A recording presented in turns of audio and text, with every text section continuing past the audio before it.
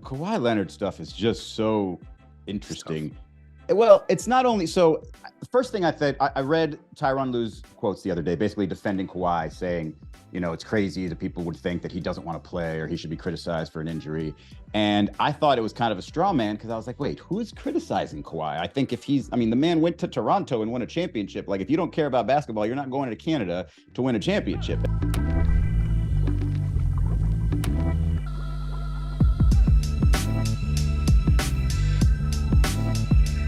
Welcome to the CJ McCollum Show. As always, being joined by Izzy Gutierrez across from the screen. Izzy has a lot to celebrate right now as a person who lives in Miami, as well as the rest of the Miami fans.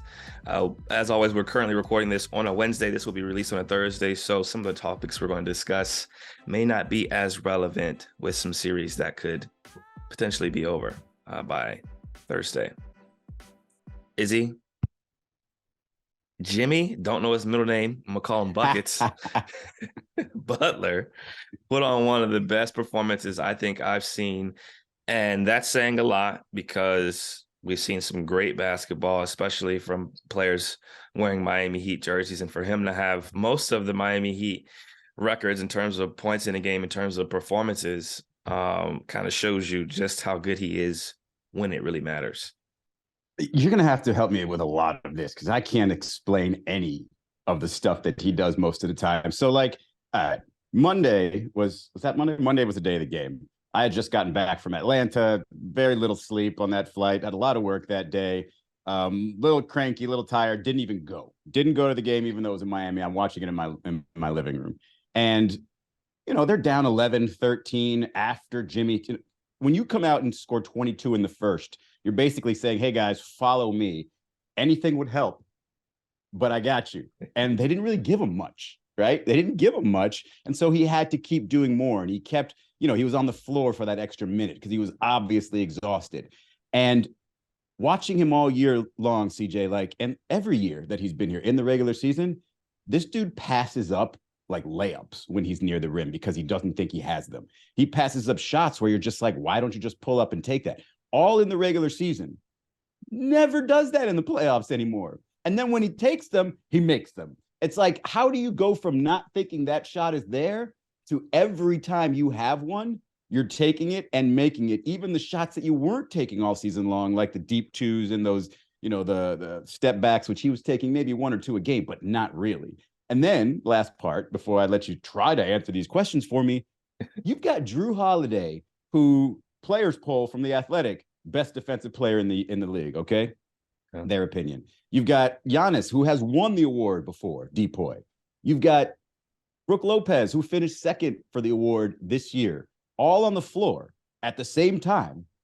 And it looks like Jimmy's having, playing against, I don't know, the Kings from 3 years ago because he gets to whatever spot he wants to and makes a shot. I don't understand it, but I was standing. I wasn't even sitting in my living room. I was so tired I might have fallen asleep. Standing up, just flummoxed. Like, I wasn't even celebrating. I was like, I don't understand what I'm looking at.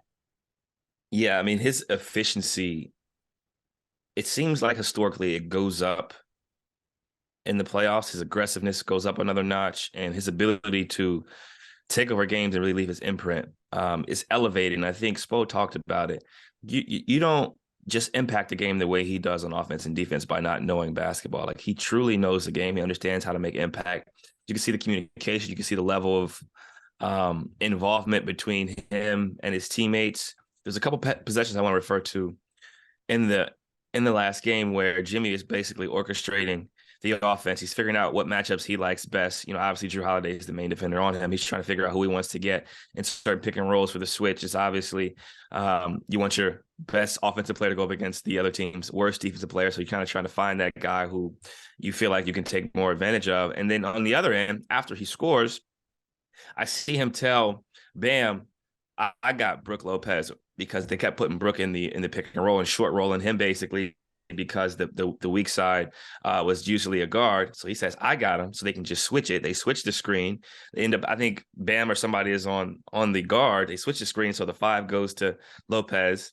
Jimmy goes to Giannis, guards him, gets to stop twice down the stretch. It was the little things that I noticed throughout the game that kind of showed you his true impact. And then the last thing, you talked about how he passes up layups. I seen a chart or a graphic that showed the calendar of the season, and it showed how well Bam plays during the regular season, and then how he kind of historically hasn't played as well in, like, I don't know, say February, March, April.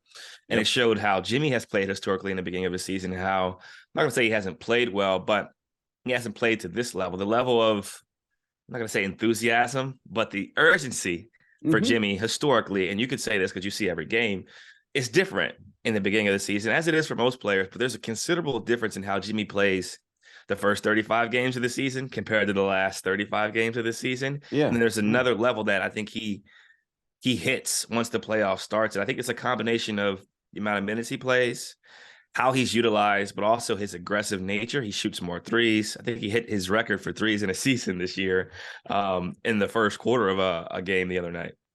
This is the part that's crazy to me too, because like you said, and I've mentioned this, I think even on this pod, like as Jimmy takes over more, it doesn't lend itself to more team play, more ball movement. It's more just Jimmy taking over, and therefore Bam doesn't find his areas like he had before. And he even said it after, I think it was the play-in game, the first one, hey, you got to get me more involved somehow. When Jimmy is in playoff Jimmy mode, it doesn't really lend itself to that, which makes it even crazier that he can actually succeed with what he's doing. Because it's not just putting up empty numbers. He's putting up these numbers and they're winning against teams that they're not supposed to win against. The Milwaukee Bucks. And like, I know, so like you said earlier, this is a game that happened Monday and this is, releasing on Thursday, but either this series is over and Jimmy has done it, has completed it, or they're going to a game 6. So there's still something to talk about here. And what I want to ask you is if you could put on your coaching hat for a second and explain to me what you would do differently there when you've got Giannis. Everybody's saying Giannis should cover Jimmy first. Well, okay, you're going to just set a screen and get somebody else on him. Right. But what do you do there if you've got those 3 guys and then whoever else they throw out there, Grayson Allen and whomever else? But how do you stop that team when it's just Jimmy and not much else? Need fresh groceries for the week, but don't have the time to go to the store? Try grocery delivery from DoorDash. You'll get everything you want, delivered when you need it, right to your door. With thousands of grocery stores to choose from, you'll find the best in your neighborhood and boost your local economy with each and every order. Get 50% off your first DoorDash order up to $10 value when you use the code CJ at checkout. Limited time offer. Terms apply. I mean, I think Jimmy played an incredible game. Let's start by that. But Milwaukee blew it. I think they went on a 13-14-0 run. No timeouts. In the fourth quarter, no timeouts. And not saying that Charles Barkley is always right, but Charles pointed out that they didn't call a timeout. 3-0, 6-0, a dunk, another dunk. Like, when were you going to call the timeout to kind of stop the momentum? That's the first part. The second part is, think about what had to go right for Miami to win that game. Like, he had to score 56. They needed every basket. They probably needed 58, to be honest with you, because it was still close down the stretch. When Lopez shot that 3, which probably could have been a foul that he banked in, it was still a 1 or 2 possession game with the free throws that they kept making going back and forth. But I think if you're the Bucks, you look at this game and you say, look, we probably shouldn't have lost this game, but you tip your cap to them for the fact that they battled back. They're undermanned, right? No Vic, no Tyler Hero. Milwaukee got what they wanted. Lopez, I think he had 30 plus points, 11 rebounds, dominated. Giannis has a triple-double. And it takes a 56-point night from Jimmy and their next highest score, 15, nobody else over 15. I think somebody had 12 and 9 for them to win. But defensively, Miami really challenged them. And I think if you're the Bucks, you obviously send some doubles on occasion, but you live with the fact that you hope he can't get 50 again. Milwaukee. Some doubles on occasion. Like, he sent a couple of doubles maybe, but really, I just think it's an over-reliance on Drew Holiday. Like, I know he's great, but it's the NBA, man. Good offense is going to beat good defense pretty much every time. Yeah. And so unless you mix that up and get him out of his comfort zone, and that's been a knock on Bud since he's been there. I mean, if he didn't win that championship, he probably wouldn't be the coach right now, because there was so many questions about how he was coaching that defense. And so you tell me, like, are you keeping Brook in there for that drop and trusting everything that you've been doing all season long? Or are you trying to mix that up because maybe the Heat's too comfortable in that? Because if you look at historically just guys that have great games against the Bucks, you know who's had monster games against the Bucks? Oddly, Caleb Martin. And like, I think he had a breakout game against the Bucks, I think the beginning of this year in Miami. And so it feels like Bud is just kind of doing the same things and hoping that that talent just kind of rises him out of it. Yeah, I think he's hoping that obviously Drew Holiday guards better, but he's also hoping that he scores on offense. I think he went 2 for 14. He didn't have a great offensive night, which also hurt them. And part of that is because he's chasing around Jimmy all night and fighting over screens and having to guard on the island a lot of times. So I think it's a combination of things. Bud obviously got the contract extension. They win the championship. But if you look at that series, Kyrie goes out. Kevin Durant spins and shoots a 3. That was a 2. That was the series right there. And that was the difference between, like you said before, him probably having a job and not having a job. So I think he's going to be himself. He's consistently been like this. I don't think he's changing his mentality or his approach as a coach at this stage. I think they'll make some adjustments. I think they'll stay in a drop because that's what they do. That's how they play. And Jimmy's a mid-range guy anyway. Like Jimmy doesn't shoot threes unless he has to. He basically doesn't shoot threes until the playoff starts most of the year. Unless you just leave him open, he can take his set shot, not have to leave his feet and take that 3. It's the only time he's going to take it. Right. He only takes them if he's wide open or in the playoffs. Right. I think the crazy pullback sometimes. That was nasty. I think they move Brook up a little bit, but stay in a drop. I think they change some of the matchups as a primary defender. I think sometimes they'll probably have Chris Middleton on them. They'll Pat Connaughton will come in. They'll probably put Javon Carter on them a little bit. They'll play around, I'm imagining, with rotation and with matchup strategically, understanding that you're going to have to send doubles on occasion. And you may just have to live with Jimmy getting 40. If no one else is scoring over 15, you'd like to think that you like your odds. With a best of 3 series left, essentially, one team having to win 3, the other team getting 1, and it's over. Best of 4, it could be, I guess. Figuring out. Go ahead. I was going to say figuring out whether or not it's better to let Jimmy go off or it's better to just say he's not scoring 30 tonight. We don't care if Caleb Martin goes off. I don't care if Kyle Lowry gets hot. Duncan, who's shooting 100% true shooting. Like, you have to live with one or the other, but you can't take away both. If you were in the Milwaukee locker room, would you nudge Giannis and say, Giannis, can you please guard Jimmy Butler? Or do you think that, the defensive matchups or what he provides as an off the ball defender is more valuable? His impact defensively is most felt when he's a help side defender. Like, that's what he's best at, roaming on the back line, being able to take away cross court skips, being able to close out an X on the backside as a defender. And obviously that rim protection is extremely important. Giannis can move laterally, but he's not as great laterally. And I think from a standpoint of foul trouble, like him guarding Jimmy's very aggressive. He pump fakes, he pivots in the lane, he draws contact, he seeks contact. That could be detrimental to their team early on in the game. Now, late, if you want to go guard him, like, fine. But like you said before, even when they played against Brooklyn, like, KD wasn't being guarded by Giannis. They put Drew on him. Chris Middleton, like a bunch of different guys guarded him.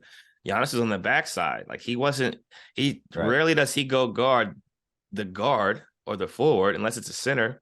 He's the back line guy, and they don't really change their defense. We talked about Bud. They don't really change their scheme. Their scheme is their scheme. They live and they die with it. And historically, during the regular season, they live well, and they got a championship out of it in the playoffs. So I don't see them changing that matchup because of the foul trouble and what comes with that. They said Giannis had to get on IVs after the game. So if all that is happening with him guarding Bam and maybe Caleb Martin, I seen Caleb Martin was switching him on a 3-pointer. Imagine if he guards Jimmy for an entire game. Like, you're going to need 2 IVs, both arms. In that case, Jimmy's probably calling for it. All right. So by the time this airs, Miami will either have been, the third 8 seed to advance over a 1 seed, or the series will still be going on. But let's just say if they happen to have done it. So either congratulations, Heat, or hey, you're about to win it. What does it mean for Jimmy, for the Heat, to have beat a number 1 seed, or is it all kind of like lessened a little bit, diluted a little bit because of Giannis missing the first 3 games of the series? I mean, it's still very hard to beat that team. That team throughout the season, with Giannis playing, without Giannis playing, was still very good. I watched them beat the brakes off of very good teams without Giannis. That's a deep team. They execute, they defend well. They have a lot of good players who know how to play the game the right way. Joe Ingles was a great addition for them. They figure out ways to win. So you're not going to discredit them for the fact that Giannis got hurt game 1, missed all of game 2 and all of game 3. Game 2, they ended up winning without him. That shows you how good they are. But I think you look at it as Jimmy is really good. Spo probably doesn't get enough credit for what he's been able to accomplish historically with his execution and coaching down the stretch. The fact they have 7 undrafted players, one of which is a starter, right? I think Vincent was undrafted. He starts. It's too many. It's too many undrafted players, but that's another conversation for another day. Drew starts. Like, they got undrafted guys that are starting and contributing. I think it's a sign of Miami Heat culture. Like, obviously, the series is different if Giannis doesn't get hurt. Like, we can all say that. But injuries are a part of the game. And I think Kyrie tweeted it the other day about the importance of looking at everything whole. Like, Kyrie gets hurt against the Bucks, and that series is different. Yeah. But it happens. Yeah, I think all of Kyrie's tweets are some version of look at everything from a whole perspective. I would say that it's sort of, yeah, it would be very much sort of a credit to the Heat and the culture and all that stuff. But I think it just keeps moving the bar up or the needle up for Jimmy. Like, his Q rating, everything just kind of gets bigger, higher and higher. And like, next year, not that this really matters, right? But next year, when that best player in the league, top 100 players, like, he's going to move up the list because of what he does in the playoffs. And it's just going to be one of those deals where whether they win a championship or not, the mythology or the realistic true story of Jimmy Butler is just going to be one of the best. Because I can't think of a singular player who has gone from good in the regular season consistently to arguably best in the postseason. Like, and he's done that 2 or 3 years. And it's crazy. I can't think of anybody that in the history of the league that's ever done that. Even Charles Barkley. The first name that came to me was Charles Barkley when he was in Phoenix, but he won an MVP that season. So even though he was dropping, 50 some in the playoffs, it was still what you expected. Yeah, I don't think I've seen it. And I think that's a testament to him being a gamer, honestly. Like, truly being a gamer, being a guy who works throughout the season, does what he's supposed to do to get in the playoffs, right? Does enough, picks his spots, picks his games where he turns the switch on. And then when he gets into the playoffs, the switch is on the entire time. And this is like bubble Jimmy Butler. Like, this is when, he's in the finals, he's carrying the squad, 40-point triple-double. He's a pull-up 3 away. Like, people forget, he's a pull-up 3 away from some different conversations about Jimmy Butler and his impact on the game. For real. I mean, yeah, it's crazy what he's done. And I think everybody down here, every time he does it, shocking. Like, even though you've seen it before, you don't expect it the next time because it's always surprising. But I know we said we were going to do the Western Conference one series that are already done, but let's keep that for the end. Keep the fresh stuff for the end, because I want to go to this. There's a couple of injuries that have sort of come into play, and that Warriors Kings series, it's wildly fascinating still. De'Aaron Fox not doubtful tonight. I'm just wondering on that series, like, if you're a Warriors player, do you say to yourself, we saved Draymond's ass? Or do you say to yourself, hey, Draymond's stuff still works? Because it feels to me like when they were sitting there watching him go off in Sacramento, and they're sitting there in the huddle, and Steve Kerr is just like waiting for it to get done, all the histrionics, it felt like they were just tired of it. And you've seen that from them before. I felt like they were just over it, letting Draymond do his thing. And I didn't know if it was going to be something that hey, I got your back. And I don't even know if it was that. It was more so just like Steph saying, hey, I still have life left in me. I don't want to, I don't want this run to end just because, he had a little unfortunate call over there in Sacramento. And I think him coming off the bench, as much as it was a Draymond call, according to him, I think it was absolutely necessary of them just sort of saying, look, you went over the top with all the histrionics afterward. We're going to fix this, and we're not really going to credit you for it.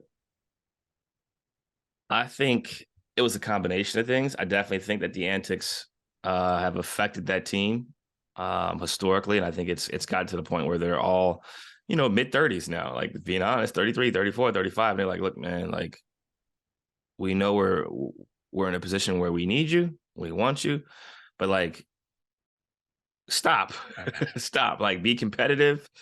get your technical and move on. Like, we need you out here. And they've had this happen before in the past. And, luckily, right? Luckily, Steph goes bunkers. Luckily, the team responds and they rally. And I would say that they get along. So they definitely rallied around him. But I think part of it was, as Steph said before, you go down 3-0. It's all she wrote. It's all she wrote. You go down 3-0. And Dre knows this. You can't put yourself in that position to not have control over your own fate. Like, understanding the history or whatever, whether he should have been suspended or not, you can't put yourself in that position because you're too valuable for your team. And I think that was the lesson that I think he learned watching, like having no control, having to sit and watch, similar to 16, having to sit and watch and hope that you don't go down 3-0, understanding the severity of you not being out there, and then for them to win without you and Loon play so well. It was like, okay, like, put my pride to the side. Like, I don't want to mess this up. We lose 2 games to be playing, although I didn't play the last 7 minutes. Let me, show them that I'm willing to do whatever it takes to win. Deflect, whatever. Put my ego to the side, come off the bench, and then Kerr's like, look, thanks, Draymond, for doing that. Like, I appreciate it. Like, that's great. Now you're asking to start the second half. We need to make sure we win this game. Like, all that was great. Loon's doing well. We're getting touches for Poole, but like, okay, we need defense. Do you, having played with the, what was the thumb? Is it thumb tendon? Oh, wow. When was the surgery? Yeah, yesterday. You played through how much of the season with that? 37 games. Not that it's the same finger as De'Aaron Fox, but talk to me about playing with a messed up digit. Yeah, it's very difficult, especially when it's the shooting hand. And I think for me, it's a thumb, right? So the thumb controls a lot of your game, movement patterns, catching, shooting, dribbling. The finger is different because the ball has to roll off that finger. And I think it's his index. You'll have the cushion, you'll have the tape and the splint on, but you have to adjust how you shoot. Your brain has to adjust catching passes, how hard you dribble the ball when it bounces up. Like, the stuff that you take for granted each day is what kind of comes back to bite you when you have an injury, because you're going to forget, and then someone's going to hit you in your hand and it's going to sting really bad. And they know that he's hurt, and they know the severity of the injury. He's going to go for a layup and they're going to high five him. He's going to shoot jumpers and they're going to high five him. If he takes that ball into a crowd, I guarantee you they're all smacking down. Like, and you're going to be thinking about that as you drive, as you dribble, as you shoot, as you catch. And it's going to be in your head. If he makes shots or misses shots, he's going to be thinking, I got to get closer. And I think that's what happened for me. It was like, you can get all the reps you want. You basically shoot enough in practice to feel okay with the splint that you have on, but you don't want to get too many reps because it hurts. So then you change your preparation. And I think for him, he's a competitor. So he's going to fight through it and not make excuses. But this absolutely affects him 100%. The way he plays, his touch. He's, top 5 in the NBA in that, 4 to 8 feet. Like, he loves that short mid-range jumper. And that touch shot is what's hard when you don't have control of your fingertips. And, at least 1 or 2 of the bigs, or anybody in the front court, are probably going to take a cheap foul or 2 right on the hand just to kind of see what that feels like to him, right? 1,000%. Yeah. And that's a part of the game. You either hurt or you're injured. And you make a decision. When you declare you're playing, you're playing. And that's the way it goes. And the other team knows, and the other team is going to do whatever they can to win, any means necessary. We might find this out tonight before anybody can listen to this, but what do you do if you're Sacramento, and especially down the stretch when it's always De'Aaron Fox time? Like, where does that shift change? Do you go Malik Monk? Do you just go through Sabonis? What have you seen from them that allows you to think that they can have a backup plan? It's clutch player of the year for a reason. You can still go to him. You see how he's feeling, how he's moving throughout the game. He's still fast. He's still unguardable. He's going to get the space he wants. And now it's just about whether or not they double. And Draymond has said before, that's the clutch player of the year. I'm not letting him play isolation on anyone. So he's going to draw doubles. And I think now it's just about having whoever you want in position to shoot off the double, whether that's Monk, whether that's Murray, whether that's HB again, Herter, figuring out who's the next pass, because the double is going to come whether his finger is hurt or not. The other team is not just going to say, yeah, we'll live and die with Fox. No, because teams have been dying all year with Fox in isolation and Fox down the stretch of games. So I think you still put the ball in his hands and you make sure whoever is that that other option that you would like to see having the ball, whether that's Monk, Herter, HB, Murray shot the ball extremely well last game. You do that, and he makes the decision, similar to Trae Young. You make the decision. You put the ball in your best player's hands, your best playmaker's hands, and he makes the decision whether or not he should shoot or pass, and you go home saying, we did what we were supposed to do. We just lost. I was going to bring up Trae Young next, too, because he didn't have that teammate that you could, share those responsibilities with in Boston for game 5. And Trae won it with that ice cold 3 at the end there with just under 2 seconds left. And so a couple things are pretty fascinating about that team. I'll get to Celtics in a second, but I was very much a proponent of the Heat trading for John Collins, and he has had some stinkers, man. He has been somewhere else, but he had a big game, stepped up in game 5. But mostly what's fascinating to me is that team's offense, where it's just when DeJounte's in there, like, I'm telling you, man, I'm not saying I can guard him, but I would have a hell of a game plan for him because he just wants to get to those 2 spots right below on either side of the free throw line and rise up. And I'm like, all right, I know what you're going to do.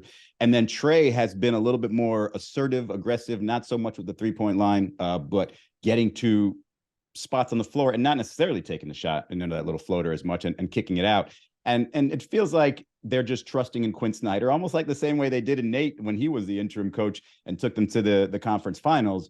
But they're playing a different game, aren't they? They're not that same team that they have been the season before Quinn Snyder got there. Yeah, they're definitely playing a different game in terms of space and pace. They're pushing the ball a lot more advanced passes. I think Quinn talked about advanced passes and making sure more than one person is involved is important for that team. Like making sure Sadiq Bey is getting touches, Collins feels involved, knocking down shots, spreading the floor, rolling, making sure that Bogdanovich is a part of the offense and the flow. Like that's a guy who's very efficient when he wants to be. He can play pick and roll. He can handle the ball some. He can catch and shoot, obviously, at a high clip. And if you look at their backup big, I like the way he's played. I like Capella.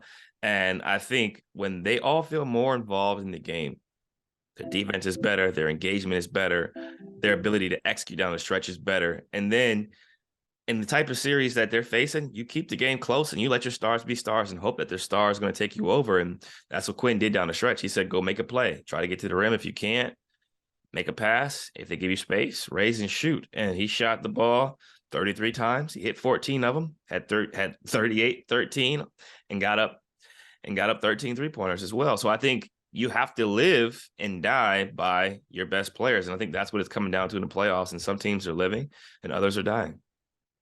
Yeah, and I actually think, this isn't an easy series for the Celtics. The rebounding, the Hawks were so dominant rebounding in game 3 that they needed to change up their rotation. They needed to start playing Horford and Williams together again, and they hadn't been doing that all season long. And then, Capella in this one was not dominant. In fact, they were still out rebounded by the Celtics, and then the Hawks win in Boston because they were shooting the lights out, hit 19 threes. So if I'm Boston, I'm like, well, wait a second now.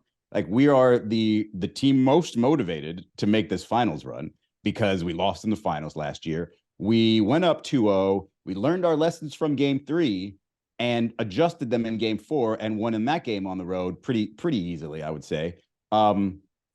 What the hell? I guess is my question. Like, how do you let that happen again? And is that sort of a red flag for the Celtics, who, again, first round, but they let their foot off the gas? That's all they talked about with me anyway, is, we can't let our foot off the gas. We can't take breaks. They talked about that Milwaukee series last year, the first game where they just kind of lost. They weren't used to it. And there was 2 other instances in that series where they felt like they should have won. Instead, they had to win it in 7. And here they are in the first round, missing out on a couple of opportunities, especially with DeJounte Murray out. Like, how do you explain that? Is that as big a red flag to you as it seems to me? I don't think it's a red flag, but I think it's something that you have to take and put in the back of your pocket. Like, this is happening again. They talked about the importance of executing, coming out with a sense of urgency. And I think they started this series sending a clear message. Like, we're not messing around. First game, they win by like 30 something, like a clear message. Like, let's try to get through these series as fast as possible so no one gets hurt, so we're fresh. And they had a chance to gentlemen sweep this team. They had a chance to close it out at home, up double digits, and they didn't. So they let go of the rope a little bit. They kind of let go. They felt like the series was over, the game was over. No Murray. This had letdown written all over. This is probably a coach's nightmare, a trap game, if you will, where the second best player on the team doesn't play, he's suspended, and you're supposed to win and you're at home. So it's like almost like a trap game, but you hope that you overcome that and win, and they didn't. So now I think this is the team that's better, obviously. Now they put themselves in a tough spot where they have to go to Atlanta. Murray's coming back, going to be excited. The arena had to cancel the Janet Jackson concert. Like a lot is going on right now to where they could very well end up in a game 7. But I think this is nothing to panic about. Boston's the better team. They got more depth.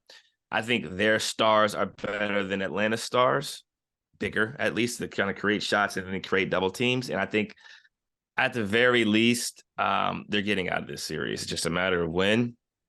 But like you said before, they got some things they need to figure out because these other teams in the Eastern Conference, i.e., whether it's Milwaukee or Miami, whether it's the Sixers or not, are big. They're going to rebound. They're going to shoot threes. And if you let them win on your home floor, you're not winning this series for all of those teams I just named.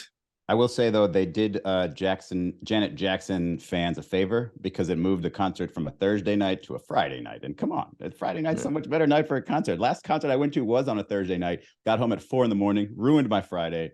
It's terrible, terrible. Concerts should always be on Fridays. I would. I'm not thinking the Hawks can win this series. But if this goes 7, the Celtics are just they're gonna feel nervous in that building, given that they just lost to the Hawks in that building, given that they'd lost a game 6 in that building last year to Jimmy Butler, and they lost a game 4 in that building last year to Steph Curry. I just, I see a game where they hit they hit 53% of their shots. The only person who was essentially off was Jason Tatum. I mean, maybe Al Horford if you count 1 for 5, but if you can't let Jason Tatum have an off night against the Hawks when their second or third best player isn't available, again, doesn't look good. It doesn't look good. But this is also the franchise that went 7 against the Hawks when they won it all in 2008. And so you can't really judge everything by the first round. Yeah, every series is different. And I think considering the circumstances, Boston's in a much better spot than the Milwaukee Bucks right now. And I think they can live with the fact that they let one slip and now they got a chance to get this done in 6. But they need to get this done immediately because they need to rest up. They need to have healthy bodies and understand what's at stake in the next round. Yep. Speaking of the next round, we got a matchup already. We got the Suns and the Nuggets. The Suns series, the Clippers series, man, the Kawhi Leonard stuff is just so interesting. Well, it's not only so. The first thing I read Tyronn Lue's quotes the other day, basically defending Kawhi, saying, it's crazy that people would think that he doesn't want to play or he should be criticized for an injury. And I thought it was kind of a straw man because I was like, wait, who is criticizing Kawhi? I think the man went to Toronto and won a championship. Like, if you don't care about basketball, you're not going to Canada to win a championship. And so it felt like a straw man. But then I started realizing that, his sister was just sentenced to life in prison over a murder. And it's just like, wow, there's a lot of things going on that could be going on in Kawhi that you just don't know about because he doesn't share these things. You also can't tell how much pain he's in, if he is in pain, because he just goes out and performs. He doesn't emote. He doesn't even show anything on his face. And so the idea that you've got, Tyronn Lue, who I respect immensely, defending him and saying, like, I don't think Ty would even coach that team if he thought that their superstar didn't want to play basketball. You know what I mean? All that stuff doesn't make any sense to me. I don't know how you sort of consumed all of that. Yeah, I think he was more so talking about the naysayers who historically have talked about how, since they load manage him throughout the season, that does he really like basketball because Kawhi doesn't really speak. He doesn't really talk. He doesn't really show emotion. But when he does play and he's healthy, he's arguably the best player in the NBA, and that's what he was playing like. I feel like he was playing so well that with just him, they had a chance to beat the Suns in that series. That's how good he is, and that's how good he was playing. I think the casual fan watches and they see him miss most of the season because they're load managing him, and then he gets hurt anyway, and they're like, well, they just sat him out all year, and then he ends up getting hurt. And it's like, this isn't the type of injury that is wear and tear. Like, sometimes the meniscus happens, like Oladipo hurt his patella tendon. Like, sometimes an injury happens. There's nothing you can do about it. But it's frustrating for the fan base. It's frustrating for the organization. It's frustrating for everybody involved when you try to make sure that doesn't happen and it does 2 years in a row, and you have a championship window and you have an opportunity to be really good, and it's not able to be relished. I think it's just it's frustrating and it's unfortunate. But Kawhi loves basketball. You can tell by how good he is at the sport and how his game has evolved.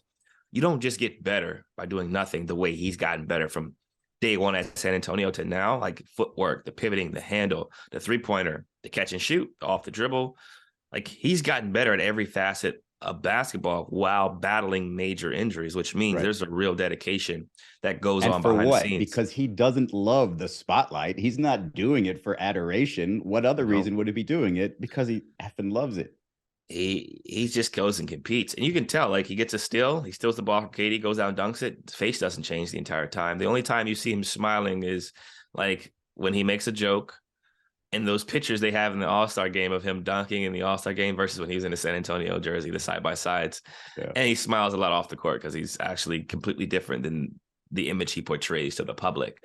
But my favorite Kawhi image is when his own player on the Clippers committed an offensive foul and he just pointed the other way too. It's just like, well, keeping it real. What are you going to do? Can't get mad. Yeah, I just think it's tough because as a basketball fan and as a guy who plays and as a person who watches, now I'm in non-biased mode, right? Because I'm just watching. You just want to see competitive games and you want to see the best players play. And I think it's frustrating because you got Kawhi hurt, PG hurt, Ja Morant hurt, Steven Adams is hurt. I keep going, like you go down the rest of their roster and you go to the next team and it's just like we have all these injuries that are affecting the level of play. Giannis gets hurt in game one. Tyler Hero gets hurt. Oladipo gets hurt. And it's just frustrating because Fox is hurt. You want to see everybody play at full strength, but that's impossible. Like there's never a finals run or a playoff run where every team is at full strength. You look at the Cavs, you look at the Warriors, you look at how these teams have won championships, the Boston Celtics, the old Lakers. Like somebody gets hurt every year during a pivotal moment in the playoffs, it feels like. And it's a part of the game, and that's a part of having depth. That's a part of being able to adjust on the fly. And that's also a part of the luck associated with basketball is things have to kind of align. And there's an injury that's going to occur every year. Sacramento was very healthy during the season. Obviously, Sabonis has been playing hurt with something that he probably has to get fixed in the summer. But outside of that, they were one of the most healthy teams in the NBA this entire regular season, top three. And now they're arguably their best player. Yeah, it's a fractured finger at the worst time. Well, the Suns seem pretty healthy right now, aren't they? Yeah, very healthy. That's one of the things that obviously help when you put together or when you add a big piece like that late in the season and lose a couple others. But the one thing that I would say that would, I would have said before that would ensure that this would work is to make sure Devin Booker just goes off. The same way that, that LeBron Wade duo, when they had sort of duplicating skills, kind of, mid-range Durant and D Book are similar. Just do what you know and we'll worry about the chemistry later. And Devin Booker is not only doing what he knows, but already taking advantage of all that attention that KD's getting and is just loving life. Like 47 in the clincher, they score 136 to beat the Clippers. I just don't see a situation where if he's already finding his space and finding his spots with the defense, focused on KD, then good luck. He's a monster, man. And you talk about injuries. The Suns were very banged up this season, early on in the season. Book misses 20-plus games. He hurt his hamstring, came back against us, gave us 59, and then was out for like 3 weeks. CP was hurt. Like, they were struggling. They were very injured. They had a lot of nationally televised games where this is pre-Mikal Bridges trade. Right. Cam Johnson was hurt. He got surgery like the beginning of the season. They were very banged up. They were at jeopardy of not making the playoffs. Then guys started coming back. Then they make the trade. So it's almost like the best thing that happened to them was that they got their injuries out of the way. They had them early to where Book was able to recover. And now he's healthy. And now he's coming in like peak form where he's in his best conditioning. His body isn't worn out from the season because he missed so many games in rehab and came back. KD comes back, gets hurt at the perfect time because he's able to still rehab and come back before the regular season. And so it's almost like they faced the injuries. They just faced them early enough to recover from them. And for people to not even remember, like, Book wasn't an all-star because he missed so many games. Yeah, this isn't a fun conversation for Adam Silver to hear, right? all these conversations about, hey, if they would have just spent some time in the regular season not playing, they'd be a lot better now. Like Kawhi Leonard, Devin Booker got his injuries out of the way early, all that type of stuff. It's just like, it's just becoming so much more obvious that the idea that everybody wants of guys playing 80 games and toughing it through 4 rounds of the playoffs is just going to be less and less likely as you go along. Which is a Depending on the tough spot player, for you, obviously, to talk about. depending on the player and the team for sure. But I mean, the reality is Harrison Barnes played all 82, right? And he's in his 11th, 12th year. Everybody's different. The role you play is different. And the amount of minutes you play is different. And you basically, you want to have a good regular season. You want to play a lot of games, but you can't play 45 minutes in a regular season every night. Book, KD, CP, go through the box score. Jimmy Butler, they're playing 44 minutes because they know it's do or die. And the way the NBA is setting up these schedules, every other day, and then you get 2 days in between. And then let's say you got a competitive series. You're getting space in between because the series that have already ended, they can't end too fast, right? Like if another series goes 7, they have to spread out the Suns and the Denver Nuggets series because they have to kind of end close together. So you understand you're going to get time in between games as the series progresses. So I think there's a lot that goes into this. Obviously, players have to take better care of themselves. Staff have to be smarter about their strategies, and you have to hope for the best because injuries are a lot of luck. Like you're going to get something that's going to happen. It's about the severity of the injury and how fast you're able to recover within reason. Because something's going to happen every year. Like Kobe's fingers, may he rest in peace. Jordan, like everybody has been hurt. The greatest players in the world have been hurt. It's a matter of how to manage the injury and the recovery process from it. When do you come back? Like PG was progressing to come back. Basically needed another week. He was getting closer, but he wasn't ready yet. Right. To your point on the Suns, when they were sort of injured at the right time, they had a game in Cleveland middle of the season where their starting lineup was, they had Bridges and Ayton, and then they had Landry Shamet, Torrey Craig, and Dario Saric. And their leading scorer came off the bench was Dwayne Washington Jr. And so that was the low point for the Suns. It seems like they're riding high right now, but you got their matchup with the Denver Nuggets in the second round starting. What do you think the Nuggets have? It's crazy to ask this question this way, but what do you think the Nuggets have to do? Because to win, it's not about because it's not about the whatchamacallit. It's not about the seedings. Like this is not a typical 1v4. They got to do a lot to win. Just being honest, that's a very good team. The altitude is great. They're good at home. They're going to run so many pick and rolls. The Suns are going to have Joker in pick and roll after pick and roll after pick and roll. And Joker is going to have his fun figuring out what matchup he likes, and he's going to put them in pick and roll. And Jamal Murray is going to put CP in pick and roll and Book. And it's just going to be a battle of matchups. Who can find the weakest link consistently throughout the game? What role player steps up? Craig was great in that series. Hit a lot of open threes, made a lot of the right plays. Kogi.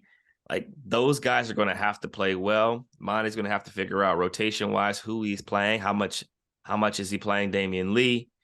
Does he ride K, Book, CP for 40 plus again? He's probably going to have to in altitude.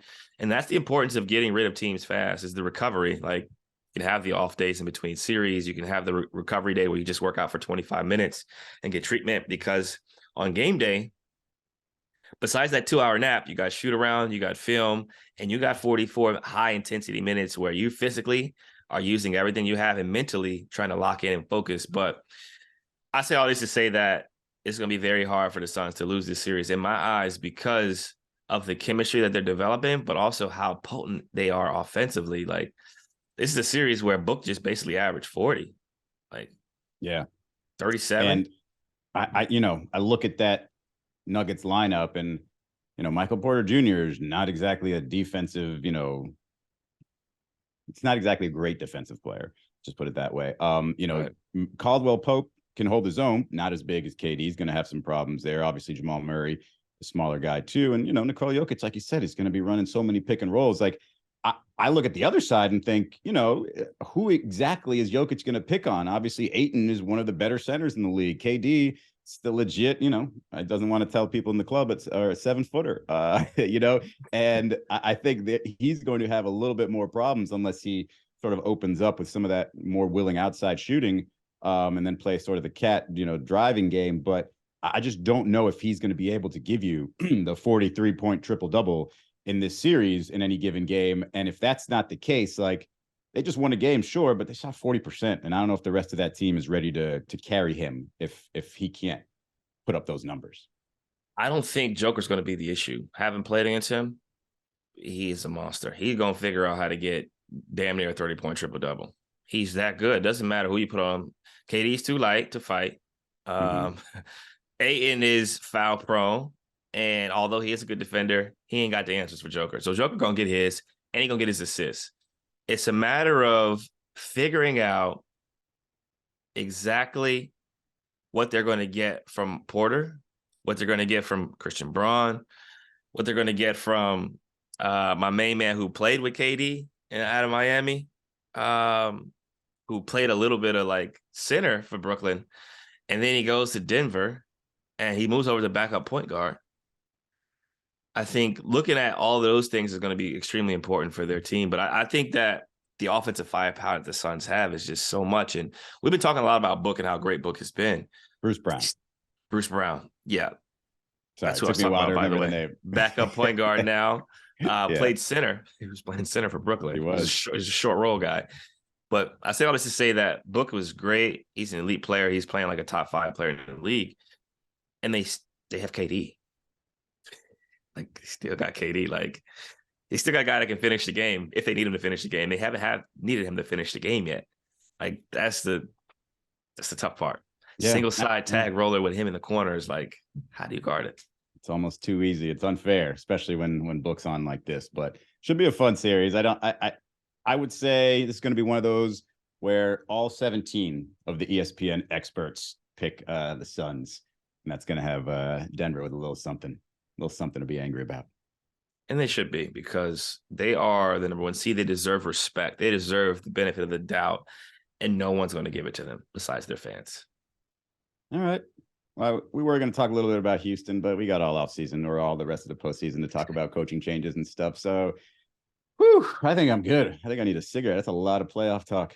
A lot of playoff talk. The last thing I'll ask you is, since we both feel like Phoenix is probably going to win this series, Phoenix in how many games?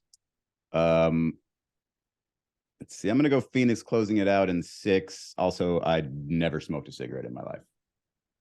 Just so you know. Me neither. 6 is safe. Yeah. Denver, I think Denver wins game 1 and game 3. I'm going to go Denver wins game 1 and 4, since we're getting specific on which games. Denver win game 1 and 4, and then Phoenix wins 5 and 6 to end it. We both could be wrong, and Denver fans will be in our mention soon. So I look forward to seeing what happens, but it'll be a great series to watch. Hopefully everybody can stay healthy. It doesn't matter if I'm wrong, because before this playoff started, I said something's going to happen to the Suns. I don't know what, but something bad. So, either way, I'm right. Whatever. For sure.